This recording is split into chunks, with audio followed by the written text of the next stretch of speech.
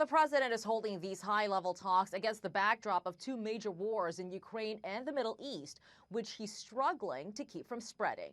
The hope is that we can de-escalate the tensions. That's really what the president's been trying to do. In a conversation with G7 leaders Sunday, President Biden urged restraint in the Middle East.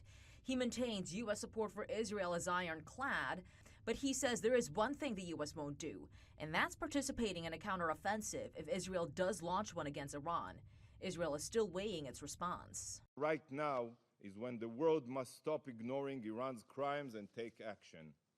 As Iran's mask has fallen, U.S. officials say Navy and Air Force assets, which were moved to the region ahead of an anticipated attack, took down 70 Iranian drones and ballistic missiles. I think Israel this morning is now much stronger than they were yesterday, and Iran is relatively weaker than it was yesterday.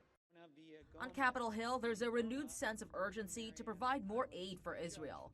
Lawmakers, though, are divided on how to respond. Bipartisan calls are growing for the House to take up the Senate-passed $95 billion foreign aid bill that includes money for Israel, Ukraine, and the Indo-Pacific. I just think we should follow and have Israel's back in the situation. This week, the House is putting 17 bills on the floor to hammer Iran or show support for Israel. It's still possible aid to Israel may be tied to assistance for Ukraine, despite opposition from hardline conservatives.